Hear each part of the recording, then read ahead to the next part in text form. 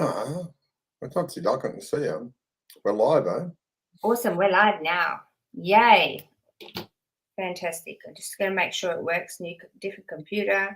And I think we're going live with Let's Talk About Ice. All right, guys, good evening and welcome to Let's Talk About Ice. Now, Let's Talk About Ice we're talking about addiction, we're talking about ice, we're talking about all kinds of drugs, but the purpose of this show, guys, is to warn people, educate people about the dangers of drugs and, that it can kill, steal, and destroy your life. So today, right now, before I introduce our guest, I want you to press share on your Facebook, YouTube channel, whatever stream you're on, press share, because by doing that, you're actually helping educate people across the world, not just Australia, but we go viral. We go over to New Zealand, we go to Canada, UK. So I want you to press share because you don't know who needs to hear this message and who you're going to help. So can you please, for me, press share so that we can actually get this message out there, because prevention is better than cure. Do you agree? Absolutely. So we want to protect our next generation. Just before I introduce our amazing guest that I can't wait to meet because I've heard so much about, and I can't wait to hear his story. Just all those that attended the Comedy for a Cause here on the Gold Coast, well done to you. Thank you so much, because your attendance and having a great night out with us helped raise funds for us to continue what we do. So unfortunately, internet costs money running this, and all our peer support service across Australia is based on your giving. So the more you give, the more we can actually do what we do. And we're going into a training session next week. We're training people from all over Australia. We've got people coming from Sydney, Adelaide, Bundaberg, and the criteria is you have to be in recovery from addiction, in long-term recovery, and then we can provide the training around that. So if I'm talking to you and you are somebody that is in recovery, and you're thinking, I want to do this, I want to give back, I want to share my story, whether it's on this channel, on this station, or whether you want to go into schools, prisons, detention centres, workplaces, and help raise awareness about the dangers of ice and other drugs. If I'm talking to you, you need to get in touch with us, because I'm only doing one training this year. People are flying in from Sydney, Adelaide, Bundaberg, all over Australia. So get in touch with us. The number to call is 0756656063. Hi, Pam. How you going? Yep, we do need to do our housework. Unfortunately, we've got to put that message out there. So we will get on with the interview. And welcome to the show tonight, Russell Manson. Thank you so much for joining us. Thank you for having me. I appreciate the invite. Look, I know you've been a big advocate and standing up against, I guess, for awareness about drugs and about what it can do to somebody's life. And I'm so looking forward to hearing a bit about your background and about where you are now.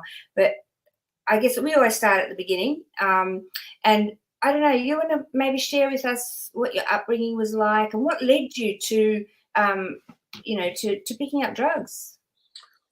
Look, I grew up in Mount Druitt, western suburbs of Sydney, a low socio-economic area. All my idols were criminals and drug dealers, armed robbers in particular, and I wanted to be that. And, at a young age, I went to the notorious Darrick Boys Home, which was the subject of a 60 Minutes story about the prolific sexual and physical abuse that took place there. I didn't escape that when I was there, which left a void in me, which opened a door for me to use drugs. Often a lot of drug users, the underlying issue of their drug use is some sort of abuse, whether it be intergenerational, sexual, physical, or emotional abuse. And that opens the door. When they suffer that, it opens the door for them to have this void that they feel only drugs can fill.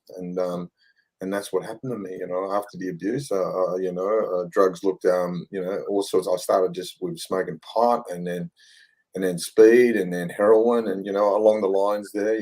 Later on in life was sort of had a bit of a dabble with ice, which wasn't I just had an allergic reaction to ice. It just did not go down well with me.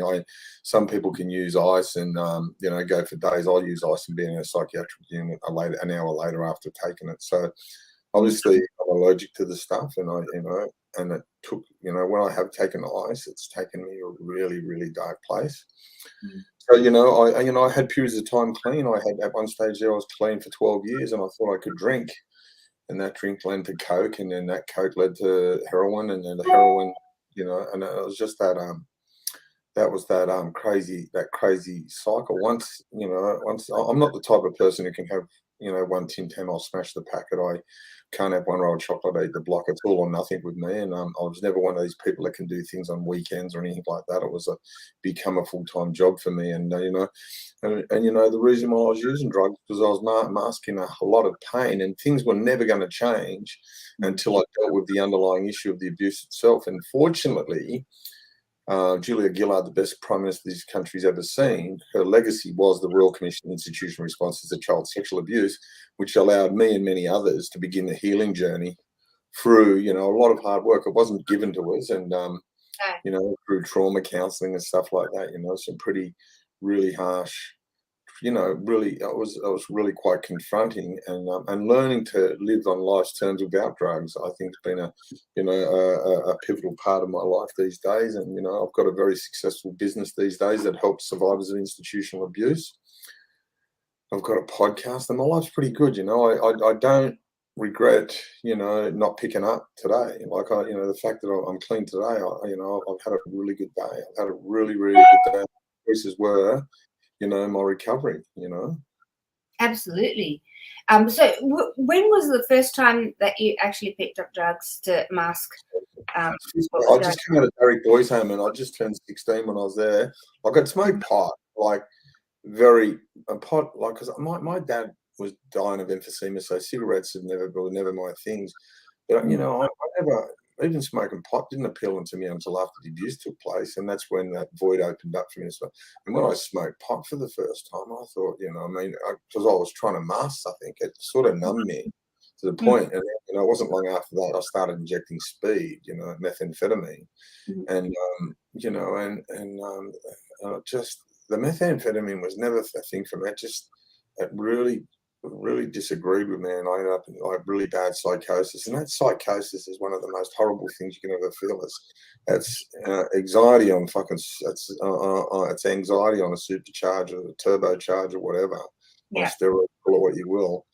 And it's not a really enjoyable place to be, psychosis. And it really troubles me when I go to these hospitals and you see the attitude that nursing staff and that take to someone that's under the influence, and they're really ostracized in that.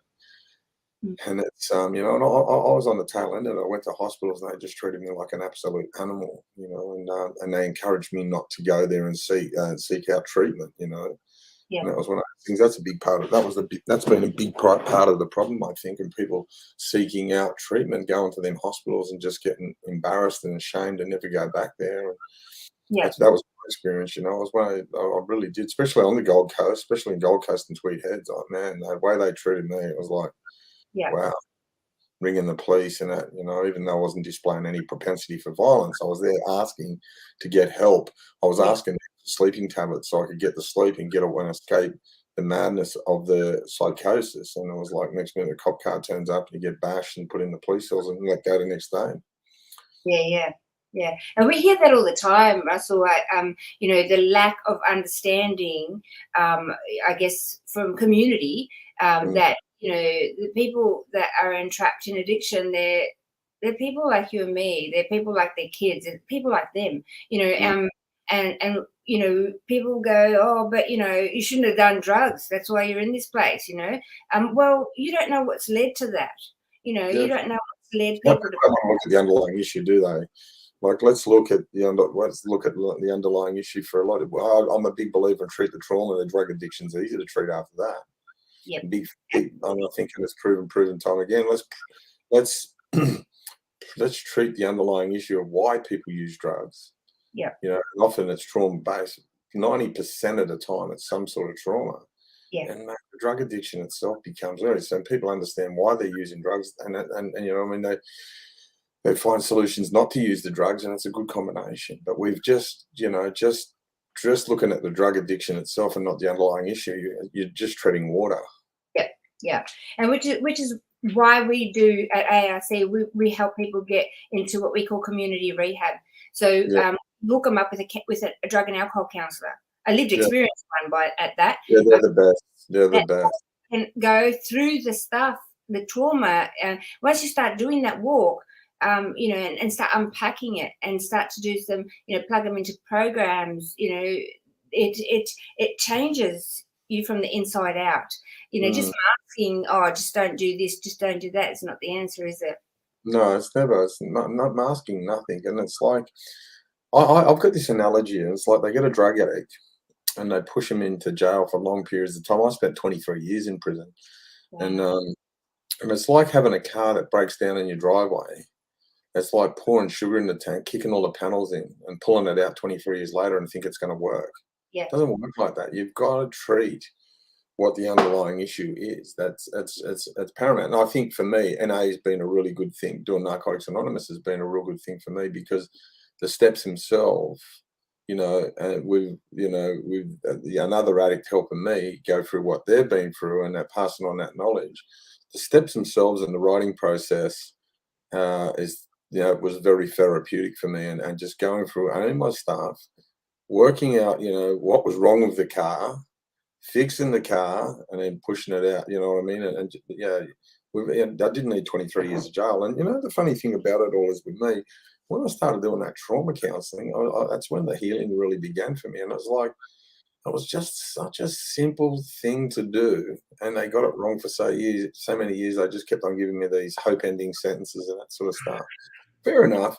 I committed crimes. I put my hand up, and mostly, and the sad part about it is my hurt other people. Hurt people hurt people. My hurt. And there was victims like people in bank because I was a bank robber. So there was bank tellers and that sort of thing were on the receiving end of my trauma. Yeah. That trauma was passed on to me by pedophiles. Yep. So it's really important that people reach out. And I think it's really important that, like, hopefully we can change this culture where people think it's weak to cry or weak to speak out and stuff like that. Here in Australia, that kills so many men and women when people just feel that they can't speak out because it's weak and it's embarrassing. We've got to remove the shame of all of that. I think it's so important to say, hey, man, it's like I say, I do it all the time. Like I've done today, I've mostly, especially because I work with survivors of institutional abuse, I've actually been in 4 hours of counselling sessions today. And I don't get paid for it. I love doing it. I wouldn't have it any other way because I can't keep what I got unless I share it with others. You know what I mean? And I give it freely, and I don't expect nothing in return. I just love it. It makes me feel good. It makes me feel good about being a part of someone's healing journey. It's really important. Yeah. And Yeah. That's amazing. I was going to say that, it takes a big person to come out and share, what's going on. And it is all trauma, with everybody. Everybody's got trauma. It's just what level of trauma, isn't it, Russell? Like some things people can put up with and keep masking and throwing under but when it's intense and it's, some bigger things, you've got to find a way to cope with life, and trauma counselling is where it's at. Like we get a drug and alcohol counsellor alongside somebody, they start to unpack all that trauma. That's so critical. We plug them into NA, and you start to do that walk, the 12-step. It's so important, to have a community of people that can help love you back to life. And I think changing culture, unselling a dangerous chemical, that's what we're about. We're kind of exposing it for what it really is. This is what it's going to do, right? That's not the answer. But what is the answer, in terms of, being okay? Is it all right for a man to go, hey, I've got a problem. I need help. We all have problems, but I need help right now. It's so okay because we all need help at times, and it doesn't matter. It does matter what you do while you're in that hurt. But like you said, hurt people, and that could happen to anyone that sure. is intently, hurt and under that trauma, It's like, I think human beings are built like pressure cookers, and I was thinking of this analogy recently, and it's like A They do. pressure cooker has a release valve up the top, and when it gets too much pressure, it just steams it off. It goes automatically, it opens up, and steam comes out. Mhm. Human beings are built the same. We have tears. We have tears for our eyes to come out, and we have words so we can express it either through our tears or our words. And even if we don't, we normally explode internally. And that's and we self-destruct, and we engage in antisocial behavior and drug use, and the drug use itself is that internal explosion going off, where we're just really hurting and that sort of stuff. And, so I think it's really important that people are encouraged to talk about, what they do, or even shed a tear or two. It's just such a cathartic thing to be able to do. And I've learned it, I get clients and they start crying, I'll cry with them, you know what I mean? And I'm proud, and I'll put my hand up and say that. I think it's one of the biggest strengths I've ever learned in my life, to be able to express myself and not to be, I don't know, not to be, bubbled down by this unrealistic thing that men don't show emotion. It's crap. It's a myth, and it kills so many people. So I'm really encouraging of people to talk about it. There's that saying, "You're only sick as your secrets," and I don't want to be sick, man. If it takes to talk, and that's why it's for me about being transparent and being authentic. You know what I mean? Like, I do a lot of podcasts. I've mostly done 50 or 60 podcasts in the last 2 years.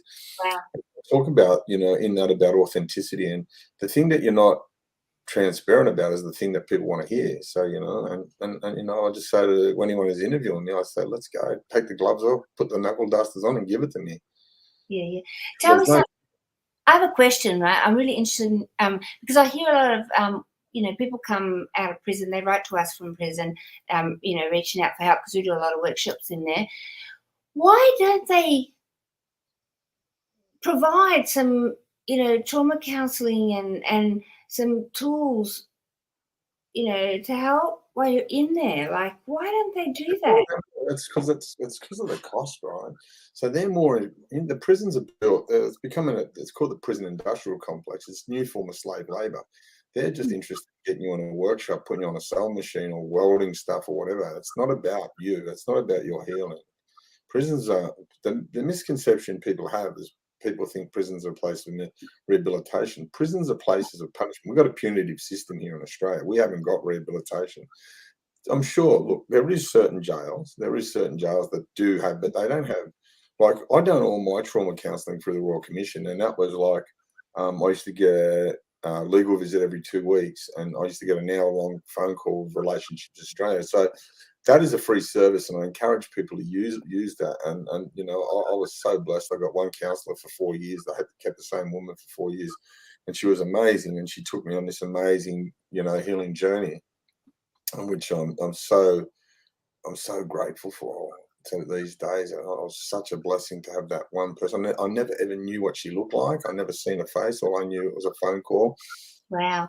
for 1 hour a fortnight, and that woman sort of give me some strategies and some realization, you know what I mean, about how that trauma was affecting my life and how the triggers and stuff like that. Still, trauma still. I've done a lot of work. It still affects me today. Of course it I'm does. trauma of 23 years prison Yeah. affects me. I've seen some of the most horrific, barbaric things. I've seen men doing things to other men that, it's just the worst of the worst. That, my recovery is dependent on how much effort I put into it. If I'm going half-hearted, I'll get a half-hearted recovery. And if I go on half-hearted recovery, I have a half-hearted life. Mm. I give it everything. I get up. I've got gratitude list. I'm massive on gratitude list. Yeah. I'm massive on and having, writing down at 5 things I'm going to be grateful for. I don't miss it. I'm grateful that I've had 5 intentions for things I want to do for other people today Mhm. on a daily basis, and I make sure I tick them things off. I have structure, and I think what happens is one of the things about getting clean is getting structure, and one of the most important things I had to do is get my mind active, because my idle mind will cause me trouble. And I'm a big fan of a structured day. When I got out of prison, I had a plan. I said the plan was I'm going to work 12 hours a day, 7 days a week for 2 years straight to rebuild my life, which allowed me to do 2 hours of recovery and then 2 hours of physical exercise, which is like an antidepressant for me, and then 8 hours sleep. So my day was really, really structured, and it really worked well because that was, 12 hours a day. I wasn't going to get in trouble. I wasn't going to engage in illegal activity. It was 2 hours that, I could do whether it was an NA meeting, sometimes 2 meetings a day. I could do, 2 hours of physical exercise, which I really enjoy, and then, and then 8 hours sleep, and just Yeah. kept me busy for a long time. And I needed to do that, but I also needed, after that period of time, is to learn some life skills, and putting myself in work and that sort of thing. Really allowed me to do it. Especially people coming out of jail. You've got to get yourself busy. Yeah, I think it's for everyone. I saw, like, I didn't go to jail, but I had, at the beginning of my recovery, like, if I wasn't kept extra, like, doing something all the time, the mind actually creates a track. When it's something, you're thinking about something and it's hurting, or you're experiencing something, you go with a coping mechanism. It's like a train track. It knows where to go, and it knows that Mm, substance masks that. It takes away the pain. And when you like getting in early recovery or coming out, trying to do life again, there's so much that you're carrying still. Your coping mechanism is to your brain goes, that is going to take away the pain. So yeah, you've got to change that track. And to change that track, you've got to be able to start again and learn some new skills and tools to be able to, to experience life where you can start to create a new track. When I am hurting, that's not the way I'm going to cope anymore, because that way leads me to help, or, destruction, self-destruction. A new way. Is that new way look? What are the things that are going to work for me? And try to recreate. I remember my daughter said to me once, "Mum, it's like you're a kid. It's like you're a teenager. You don't know what you like, or what you want." I said, "Yeah, I feel like that, because you're starting again." I can mm, imagine even more so after long term in prison.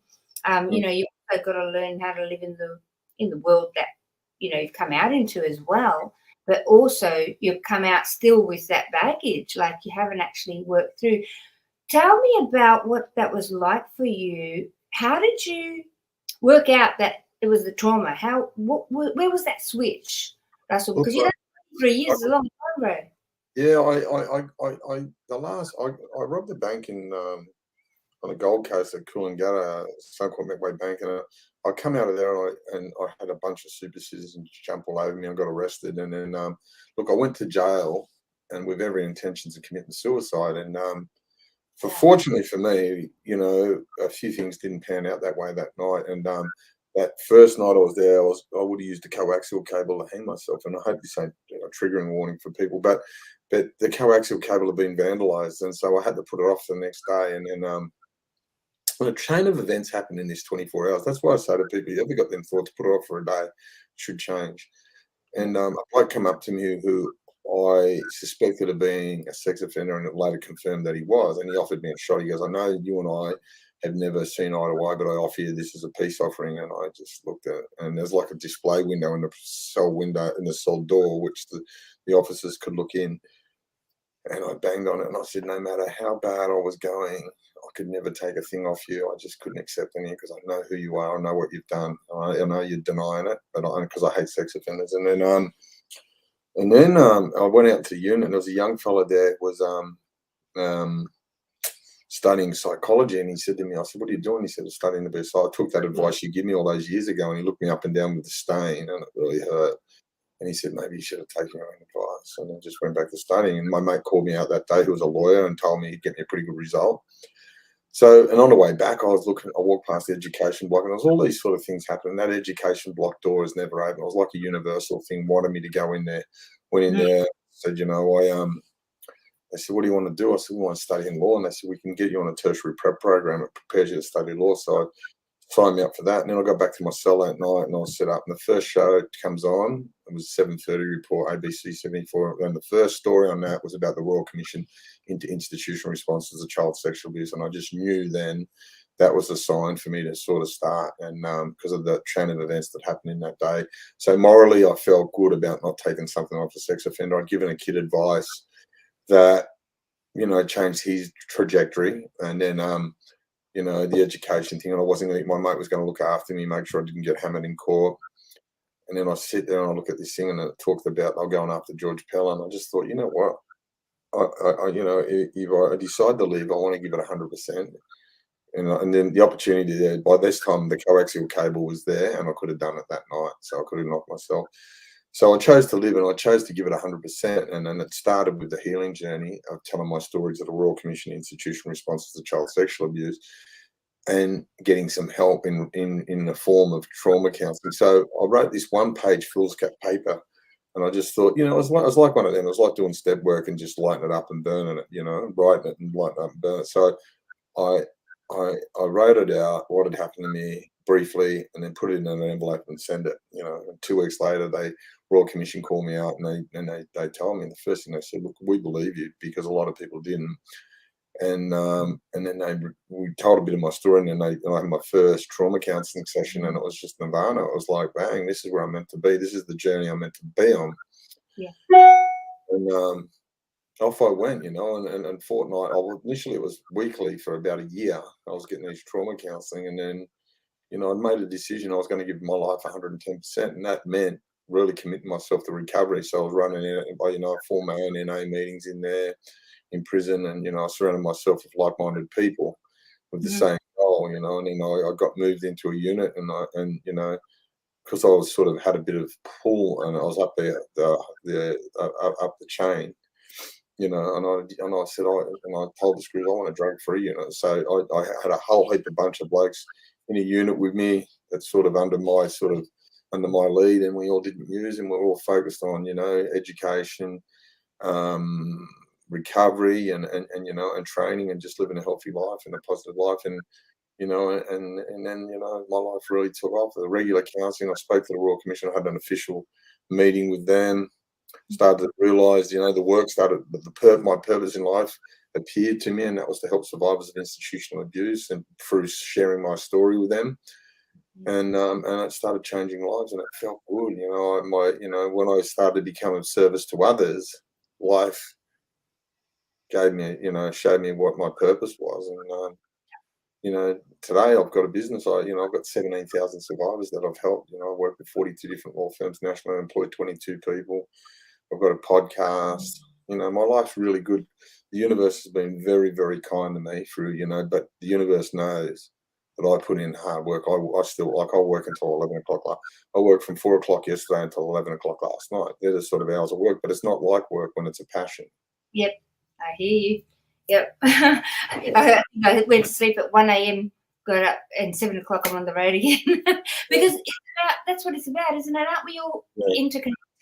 And we can use what we've been through and turn it around and for good, and help others not go there, or come out of that space, or get the tools that they need to heal, you know, because there's nothing greater than living the life that you were meant to live and flow in, and really love it, and really be able to make a difference. You know, when I leave this earth, you too, when you leave this earth, you want to say, I came here for a reason. Sure, I had to go through a lot, you know, to find that, to actually birth that. There was lots of birthing pains, but you've now impacted thousands of people. Russell, where can people connect with you if they need support? Look, the organisation is called The Voice of the Survivor, www.voiceofthesurvivor. You can follow me on Instagram, Russell_Manson. You can follow me on Facebook, Russell Manson. You can follow me on TikTok, which is really big for me at the moment, Russell_Manson again. That's MANSER_ Russell_Manson. So I'm active on social media. You know, I do a lot. I've got a podcast called The Stick Up. The Stick Up you can listen to on Spotify, iTunes. I've interviewed some interesting people like Dr. Charlie Teo, Mark Burris, Jeff Danny Green, a heap of people, you know. I've got Aaron Brockovich coming up. I'm going to be interviewing. Hopefully we're working on Mike Tyson, you know. And it's something that I love. It's a passion. And a guy I did interview, and anyone that's interested in trauma, is a bloke called Joey Williams, an Indigenous guy called Joey Williams. He's got a program called The Enemy Within. Joey's an ex-former NRL player, boxer, and just one of the best human beings on the planet. So, you know, I try to interview, and I try to, you know, the basis of what my podcast is about how people overcome adversity, and the tools they use to overcome adversity. So the common theme and the common trait is how people overcome adversity, and Amazing. it's just a beautiful thing, man. I really found my purpose in life, and life's good. I'm clean. I've got a beautiful routine. So good. The universe has been kind. I'm curious about your family, Russell. While you were going through all of this, Youngest of 6 kids. I'm the yeah. youngest of 6 kids. English out. They were immigrants from 10 Pound Poms. Came out in 1965 with 3 boys and 1 girl. 3 brothers Mhm. and a sister born in Liverpool, England. Me and my brother born in Liverpool, Australia. Grew up in Mount Druitt Housing Commission. Both parents workers. None of my brothers or sister displayed any antisocial behaviour. Never got in any trouble. Pillars of society, and I just wasn't like them. I was different, and I was different, and I just had different goals than them. I didn't see, growing up out west there, I didn't see people that were putting in the hard work getting anywhere. Mm. They were factory workers and tradesmen at best, and tradesmen ain't on the money that they are on today. It was that they were just battlers themselves. So, and there was no intergenerational transference. There was no drug and alcohol problems in my house or any domestic violence or anything like that. My dad was very kind to my mum, and that's, and I guess, that can be not so common these days with people. There's always some sort of dysfunctionality, but wasn't there? Like, in saying that, I had to grow up. I was cooking for myself. I was self-sufficient by the time I was 5 years old because both my parents worked. Yeah. And I had to fend for myself from a young age. And I remember people coming over, and I'm standing on a chair on the stove cooking my own, and you're 5 years old and you're cooking yourself a 3-course meal. But Wow. that's just how it was, I'm certainly, I got a very loving mother who supported me and she just always knew that I was going to get it right. And I remember, she died last year, and I bought a beautiful farm up near Byron Bay, and she got to say, she always said, I'll leave this earth when you got your stuff together, and she was true to her word. She passed, when I'd really been settled and had my life together, and she got to witness that, which was a blessing. You know what I mean? Because I would have been left with a whole heap of guilt if that wasn't the case. So we left on good terms. Yeah. Yeah. That's awesome. That is so beautiful. So how long have you been clean? How long have you been? Look, I had a relapse at Christmas time. I had a relapse. When I say relapse, I had a lapse. I just thought I could get away for a couple of days. Mhm. But but before that, it was like 4 years. Mhm. Um, I was, the thing for me, I was 12 years clean, right? I was Yeah. 12 years clean, and I hang on to that. Today, all I'm worried about is what I'm doing today. I'm not worried what yesterday was or anything like that. So a real big focus on it. You can't do it for long. What I've learned is just, it's a simple program. Just do it for today, and it all adds up. And Absolutely. yeah, it's important, and that transparency and honesty. I could lie about things and say I've been clean for years. That's bullshit. I'm only lying to myself, and I know people do. I've seen people go, "Oh, I'm clean for 6 years," and I've seen it. I go, "Oh, I'm thinking," but that's their journey, and No. an honest man's pillow is his peace of mind, I guess, and I live that way, and I just know for me, drugs ain't the answer. And when I went back to them in the past, it's like you have it, and you go, "What the fuck am I doing here?" I know this ain't the answer, and knowledge kills successful drug use. When you engage. I remember going to a rehab at the Blue Mountains called West Mountain, and there was Mm. this. I've come out of the detox, and I was walking and he stopped me at the back stairs. A bloke called John T. He was a pillar of knowledge, but couldn't Mhm. save himself. And he said, "You can come into this room, come into this," he said, "and you're going to get knowledge, and it'll destroy your ability to use peacefully. Or you can go that footpath around there, it'll take you out the front yard, back onto the street." And he said, "You can actually go out and get a couple more years of using without a conscience." And he said, "What do you do?" I said, "I'll come in." So I went in there, and he was right. He destroyed my ability to use peacefully, and Yeah. I'm glad he did, because that guy planted the seed, even though it cost him his own life. He planted the seed in me that day, or that period of time, and I've spent more time clean than I have been using in the last 30 years, and recovery has been such a blessing to me, It's allowed me to create some good memories. I've done a bit of traveling. I'm pretty successful in business these days, and I've met some beautiful people in recovery that are been lifelong friends. I was talking to a bloke the other day who come in and done a HMI meeting in 1987 at Parramatta Jail. Who's still a really good friend of mine and a mentor. There's a guy everyone worth watching, following. He's called Ron Ishwood, The Truth About Addiction in Instagram. Ron's Yeah. 37 years clean, and he's basically my sponsor. Yeah. So him and I we're in regular contact. So I encourage people to follow Ron. He's got an interesting story. He's got a podcast called The Truth About Addiction too. Cool.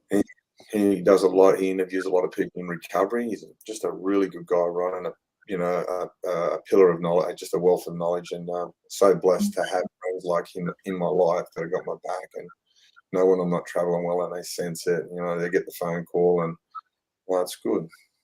Yeah, that's why it's quite important. Everything you've spoken about, which is your framework of support, is what we encourage when people come to us for help at ARC. Yeah. Put a framework of support around them. It looks like you have a sponsor, which is a buddy, a support person. You go to NA and you go to counselling, and you create a therapeutic community around you. You don't need to to hang out with the same people. You've got a recovery group of people. You've got people that are hitting goals, that are choosing life instead of death, and like you make friends there, you socialize with them friends, and it doesn't involve drinking or using or anything like that. And it's pro-social, and and it's wholesome.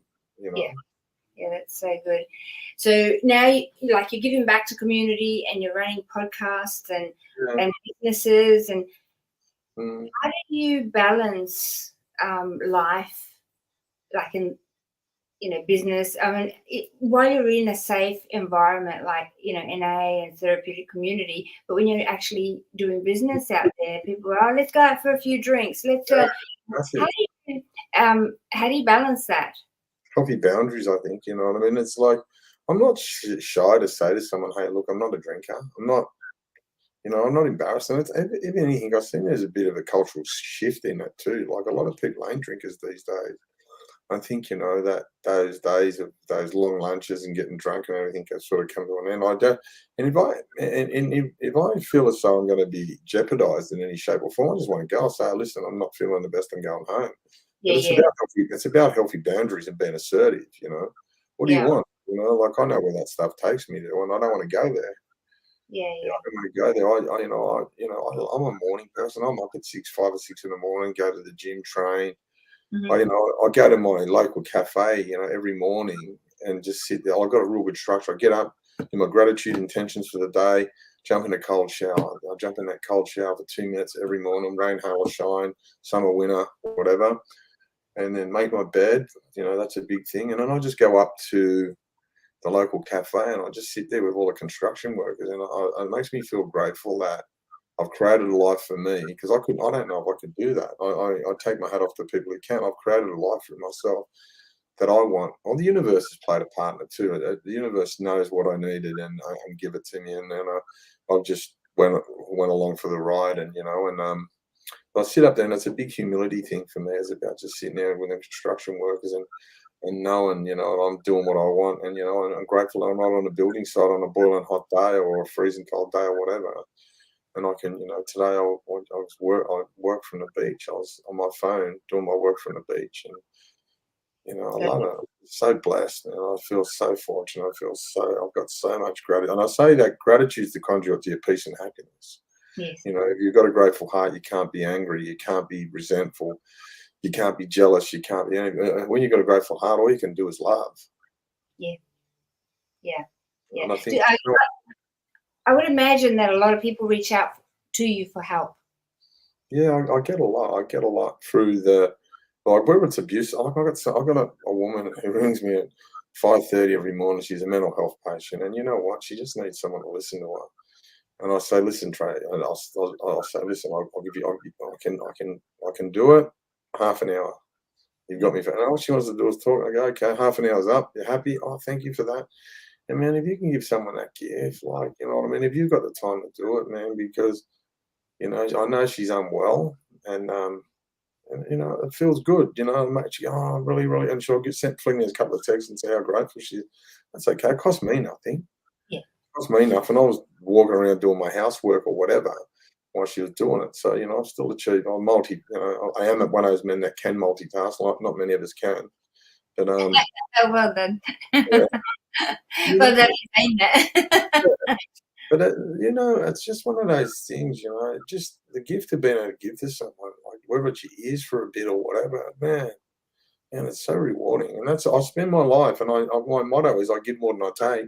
And with that attitude, I've never been without. I've always had a roof over my head, Yeah, always had clothes on my back, and always had food in my stomach. So that's universal. That's how it works. You give, you receive. yeah, yeah. So if there were people watching the show, they might be in early recovery. What would your advice be, like to Just people that might be in early starting? Yeah, patient. I'd be patient. One of the things that I can say this is, you know, don't compare yourself. Just stay away from comparisons of the devil, man. So you'll look at someone who's 18 months clean or 2 years clean and got the car and got all of the girl and all that sort of stuff. Just be patient. That'll all come now. It all comes to you in time. Just gotta. I think it's one of the best bit of advice anyone ever give me. Just be patient. It all comes. Just focus on your recovery. Do them 90 meetings in 90 days. Get them out. Get them under your belt. yeah, It's them. That's them. The 90 days that are laying the foundations for a life full of happiness, and you know, and then, you know, and find your purpose. You know, what is your purpose in this life? You know, what do you want to do? Establish over mm, a period of time. You know, and you know, and stay away from mad relationships. I've seen so many people die, mm, you know, seeking out love or whatever. You know, just give yourself time. You know, that'll come to you in time as well. But it all comes to you. All the good stuff, the material shit.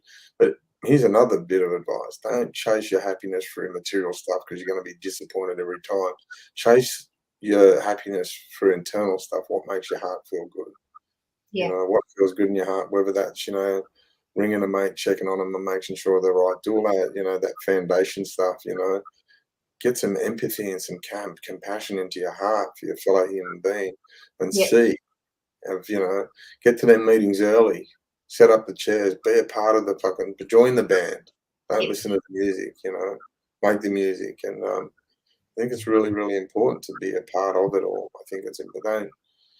Don't just be in the audience, you know, be a yeah. part of it, you know, be a part of it. It's really important. But patience and comparisons would be two of the most important things. You know, I've seen so many, and I've been, you know, I've been on it. Started looking at people that were 5 years clean and wondering why I didn't have all that, you know, and ended up using over it because I wasn't happy. And, you know, but just time, it all comes in time, man. And just sit back and know it's coming in time. You know, you're getting it all. Just be patient and you'll be grateful when you get it. That's so good. That is really like that's a universal message. I think we all people with addict brain. We want it. We want it now. You know, Yeah, and problematic, we're. problematic and gratification. I work for. I've worked hard for a year. I should have. I should be in this place. I should have it together. I Yeah, should be living normal. yeah, And there is no normal, and mm, you're never going to achieve that unless you find that peace within and that happiness within yourself. mm. Because that destination it doesn't really exist. Really, it exists inside. It's not an external thing, is It it? is. It's an internal thing. Happiness and peace is an internal thing. It's like I've done it. Look, you know, I had goals, I had material goals about buying certain cars and watches and all that. And when you buy them cars, the mariachi band don't kick off, and you know the fireworks display don't kick off. Going, hey, Russell's got the nice car, and you know, and the music's down. I'm telling you, it can be disappointing to say. You know, I interviewed a bloke called Mark Burris, who's a really big businessman in Australia. He's got an organisation called Yellow Brick Road, and he done a deal where he sold his business for $500 million. And I said, you know, what did you do? And he goes, mate, I was disappointing. It was disappointing because I never turned out to be what I thought it'd be. I didn't think didn't make me feel good internally. And he said, you know, it's 500. I had a bank account with $500 million in it. I take a lot out of stories like that because it's so true. But you could do something for someone, give them some advice or give them a lift or be some that can change the course of their life. Mm. That will be a memory forever, you Yeah. know. And what price do you put on creating beautiful memories?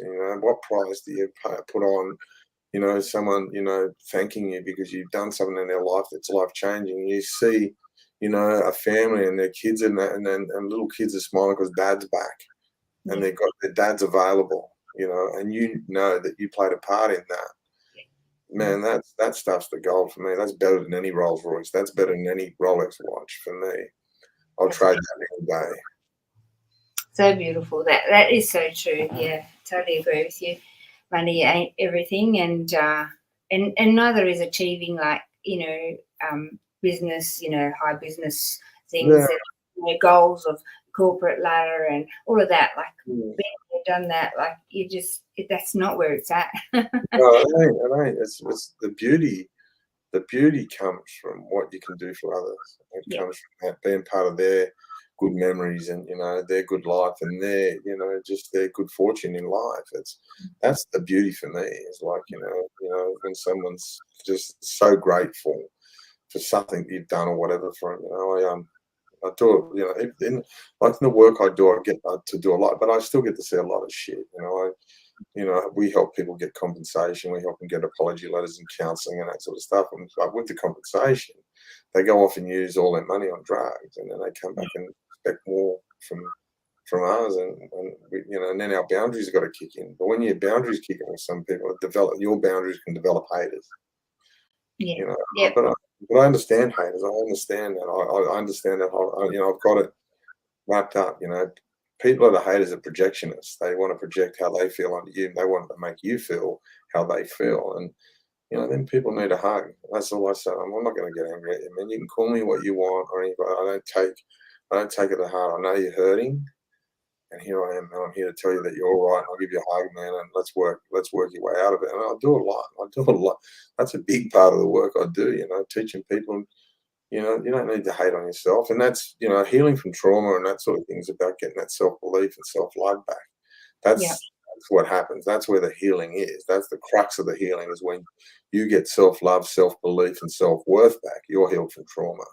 yeah, yeah. And it does take a little bit of digging, Oh, and it takes a yeah, big person to admit and step into that, and actually it's hard. It's hard to actually walk into your first counseling session, and like dig in there, and it's being vulnerable is, man, it's a hard thing to do, but it's the most rewarding thing when you do. When you learn how to be vulnerable, that's when the growth starts. yeah, That's when the healing begins, growth starts, progress happens. And that vulnerability, man, there's so much in it. But to be like you think about the process of being vulnerable, you got to trust someone, right? yeah, So, but why wouldn't you trust someone? Because you think, oh, they'll humiliate me, they'll laugh at me.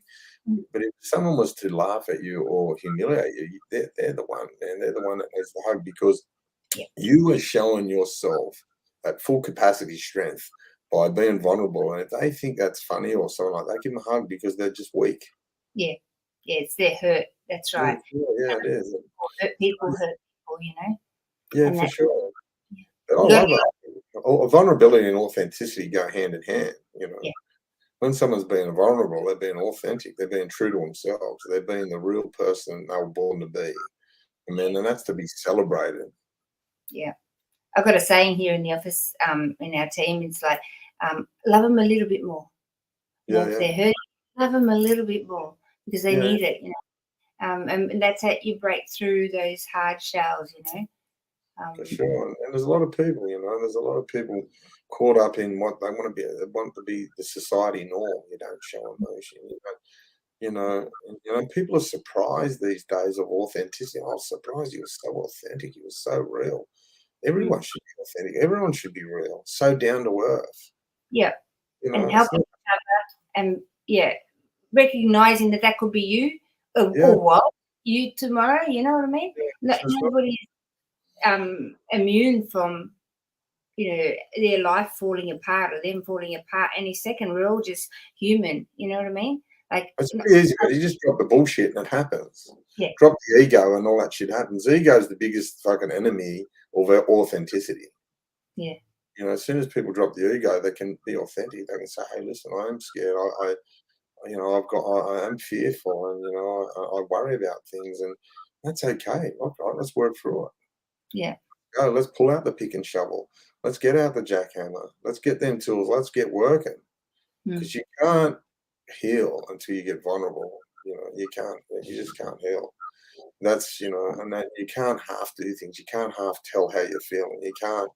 You got to say. You got to get it all out. You know, it's really important to get it all out. that's so And good, Russell. So good, what like this conversation that we're having, because it doesn't only fall into drug addiction. It comes like it's for any trauma. It's for anything that people have been through. This is such a real thing. Like I'm just thinking of other, some people that I know that might have other issues that they need to deal with. This is the core, and the I guess the pivotal. You're giving some gold here. You're giving out thank gold. you. Yeah, it's for people to grab onto.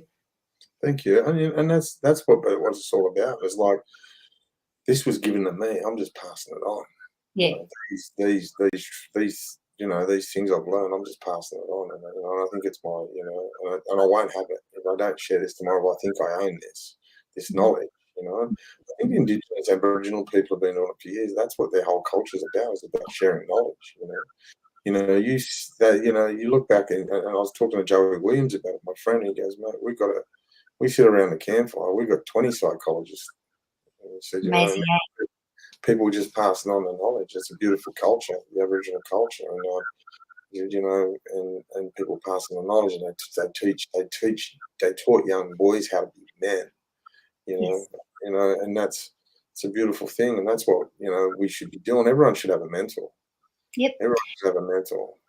I Yeah. actually had a conversation once with a guy. He said, Andrea, he's very successful in life. He says, why do you think there's so much issues with like drugs, but people are hurting, it's depression, and like there's all this breakdown in not just in Australia, but this is a worldwide thing that's going on, like a lot of people going through depression and self mutilating, destroying their lives, and it's like I think that in ancient days, if you look back tribal times, we had things called community, we had tribes, we had elders, we had people that passed on knowledge, information, taught. There were rules, there was respect.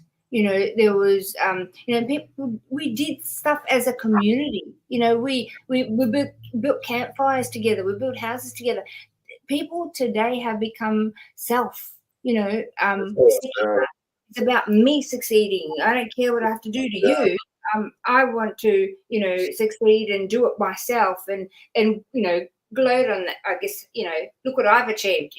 And it's not about us. It's never about just one person. It's about us as a unity and as a community, Mm. wherever you are. So you might be, feel alone. Tap into a community of people that have recovered from whatever it is you're going through, or you can help. So those community structures have been breaking down for years over different, I know. countries. It's just we've got to rebuild that, and NA is an example of that. AIC have that across Australia, but Mm. there's so many different types of community. There's churches, there's Rotaries, there's all different types. Tap in and work, like be authentic, be real, like give your share, give your heart, do things that matter for not just for yourself. If you're just thinking about self, this is what makes the world fall apart, That's that's what I think anyway. It's That's that my two. validation stuff, isn't it? That's that validation stuff. We all need to know our place. We all need to be part of something. And this is that. You're right. When greed comes in and people start chasing, like, people want to be triple billion trillionaires or whatever. And, I don't want to be that guy. I don't want to be that. I don't need to be that guy. I know my place. My place ain't being a trillionaire. Like, people, okay, money's not the root of all evil, and money does create better living problems and stuff like that.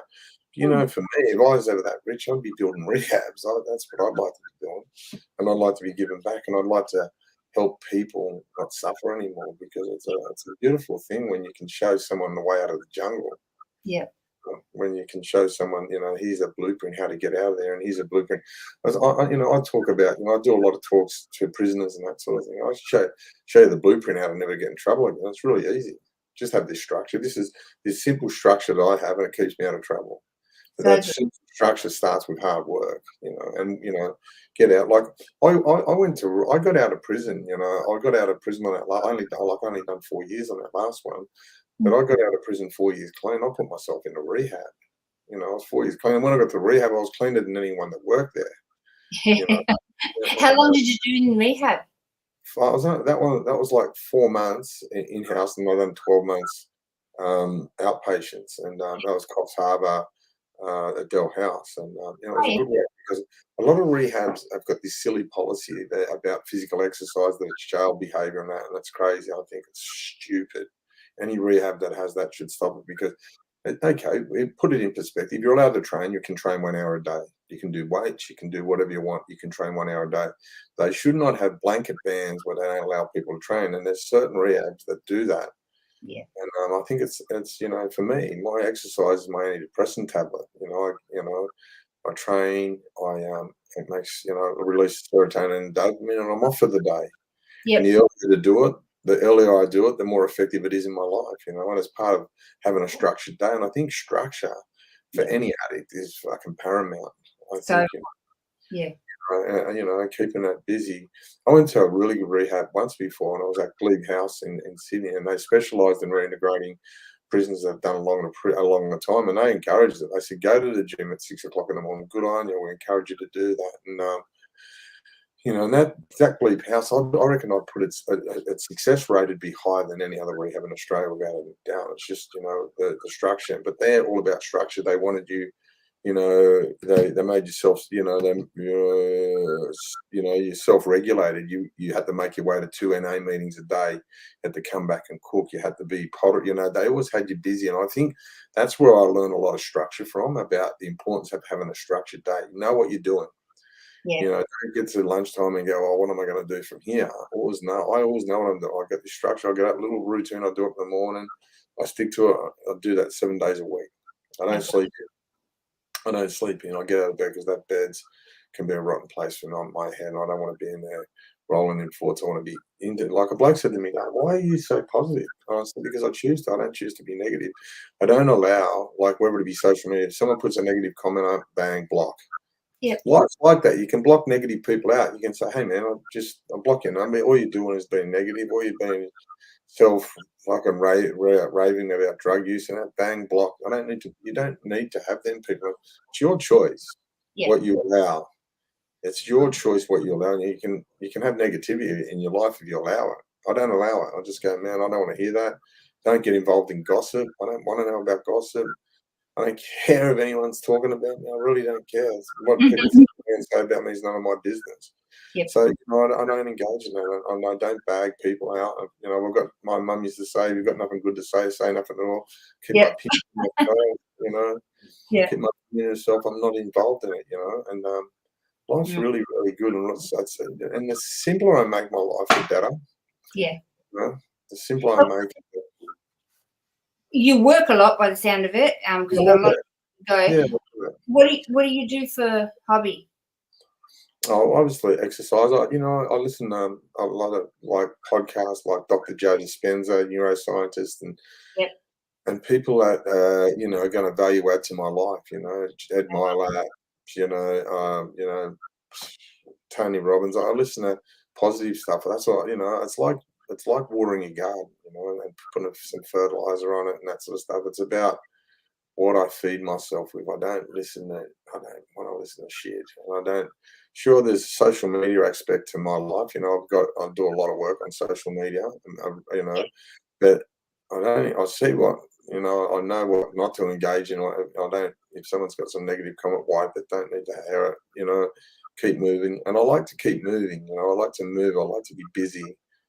And, and how do I relax? You know what I mean? I've got a farm, so I go up to my farm and sit on my lawnmower for 5 days at a time and just listen to podcasts and music and mow lawns. And yeah, I love it. Yeah, I love Beautiful. It's that. really nice to meet you, Russell. Like that. I think we could be friends. I really love your attitude. So like Be very friends. I want to be friends with everyone. I don't like having enemies, and no, I don't awesome. like bad blood with people. And Oh, thank you always so look much. for the beauty in everyone, because everyone's got beauty within them. Absolutely, absolutely. What I'm going to ask you for though is if you can text me through the website and stuff where people can reach out Yeah, to you if they wanted to yes, chat, get some yeah, help with what they're yes, going through. And any last minute things that you want to leave with us? yeah. Look, if anyone's suffering any institutional abuse, contact me, and more so get me on Instagram, Russell_Manson. Anyone wants anything I can do to help with them with, and look, I do a lot of work in there. I do a lot of like one-on-one talks with people, and if anyone's really struggling really bad, just reach out. I'll do my best, and sometimes I give you 15 minutes, sometimes I give you half an hour, depends. But I'll answer every text. I think if you've got decency to send me a message, I've got the decency to answer it. And no, man, I just wish people all, recovery is just a beautiful journey, and it's up to you how beautiful you want to do it and how much you want to see of it. And it's like going for a drive in the country. You can just look at the road, or you can look at the view. It's up to you, and you can enjoy both. Yeah, that's awesome. It's Mm, been such a pleasure chatting with you. thank Honestly, you. you've given us some real nuggets, like some gold, to be able to think about and to, people that are watching out there, guys, recovery is possible. Russell's just shared so many valuable tools. What he did, it worked. The things work, right? You can Mm. actually get out of the entrapment that you're in. You just need I was to. a million to one shot. I was a million. A psychologist in jail said to me, Russell, you're a million to one shot to turn your life around. Wow, Never let wow. anyone write you off, you know what I mean? And I proved them wrong, and I'm Good on friends you. with that psychologist today. And I said, mate, you got that one wrong. And he goes, well, I admit it. And he said it because I was on ABC's Australian Story last year. You can watch that on YouTube. And he jumped on there. He jumped on and he admitted. He said, I told Russell once he was a million to one shot, and he proved me wrong. Yeah. Wow. So we can all do it. It's all within us. If you want it bad enough, you'll get it. Yeah, absolutely. And if you're out there thinking I need help, I really don't know where to start, please contact us at Australian Anti-Ice Campaign, www.australianantiicecampaign.org.au, 1-800 no to ice, or contact us 0756656063. That's the head office number. We have teams across Australia. They can come alongside you, help you get some tools in place, and make those first steps. There's detox, there's rehabs, there's programs, there's so much available to you. You just got to connect with someone, because you're worth it. You're worth changing that lifestyle and creating the life that you love, because we all have a purpose, as Russell's explained. He's living out his, I'm living out mine. Now it's your turn. So putting the call out there. I'm going to put some numbers up on after the show. So keep an eye out and share this podcast, guys, because it's important that we get the message out. We can help people with our experiences. So Russell, thank you so, so much for being on the show. I look forward to meeting you one day. Keep Likewise. up amazing work. Yeah. God bless you, mate. Like it's Thank just, you. Thank you for having me. I really appreciate it. It's been a pleasure. I love yeah. it. Love spreading the love. It's been great. We'll catch up soon, and maybe sometime we'll have you back on the show. Not a problem. Thank you for having me again. Thank you, audience, for listening to me. Good Much night. love. Bye.